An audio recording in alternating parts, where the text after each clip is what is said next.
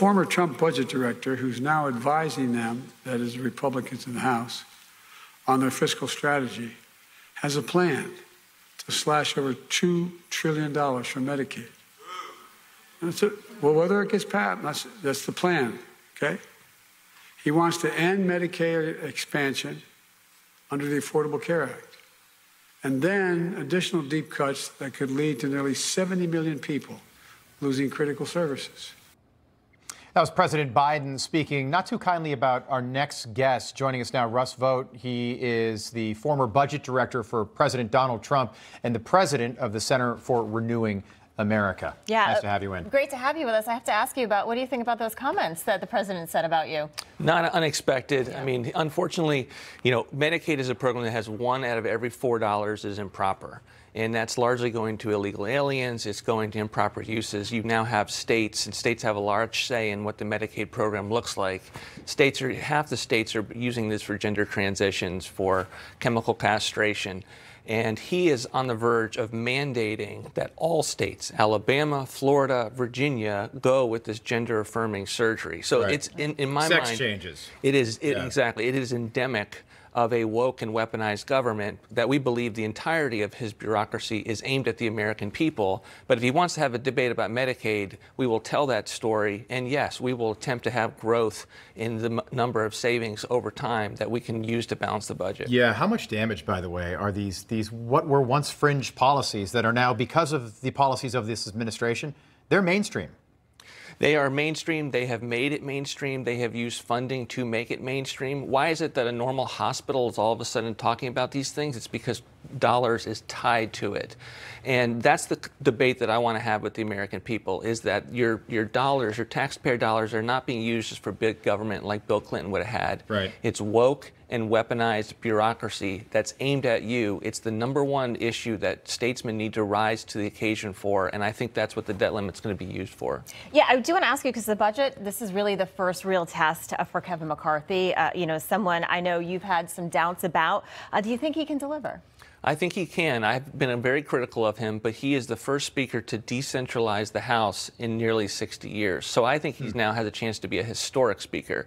But wow. he has to lean into these fights and not overly manage them. And when I see examples of his staff trying to minimize what can be accomplished in the debt limit, I have concerns. But I think he can be a historic speaker if he leans into House conservatives, tries to save the country, uses the debt limit to do it. All right, I want to get your response to something that Kevin McCarthy's chief of staff is reported to have said, quote, McCarthy is in a nearly impossible bind, having vowed to advance a budget proposal that eradicates the deficit in a decade without touching Medicare and Social Security or increasing taxes. Is that reasonable?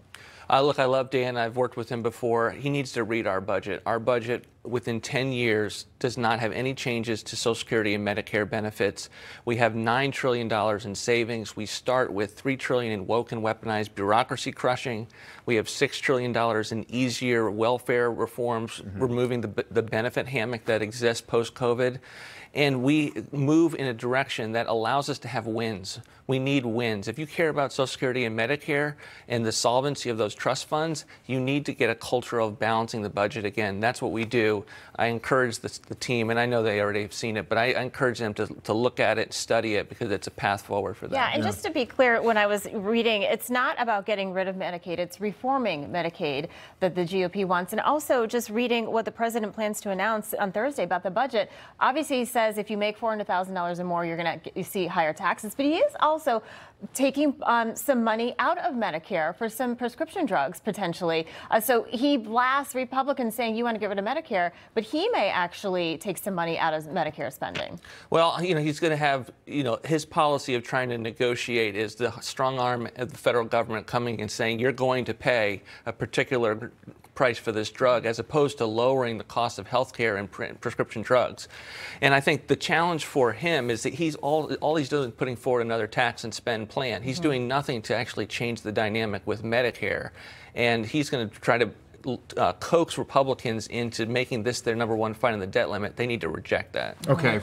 Presidential candidate Nikki Haley said recently, quote, lots of Republican politicians love spending and wasting taxpayer money, almost as much as Democrats. In the last 2 Republican presidents added more than $10 trillion to the national debt. Think about that. 1/3 of our debt happened under just 2 Republicans. What do you make of that assessment? Now, granted, she's running for president, so there's a lot, it's political. But what do you make of that? Well, within the administration, she wasn't exactly a helper to those of us who were trying to control spending. But I largely put it aside and say the Republicans in general haven't been as good as we've needed to be. And this is an opportunity to be able to go after the bureaucracy that's woke and weaponized and get after it. We can't have a Department of Education that is funding schools and teachers to be in the business of culturally responsive learning, which is CRT. It's getting away from grades. It's getting away from having teachers having control of their classrooms. That's the debate. That's the regime that is funding this crap in our nation's schools. And I agree with her. We got to get after it. But we've got to do it in a way that's a leverage point with the debt limit. Yeah, and if a Republican wins in 2024, that is going to be a huge issue. No question. Might not happen until that point. Russ Vought, great to see you again. Thanks for being with us. My pleasure.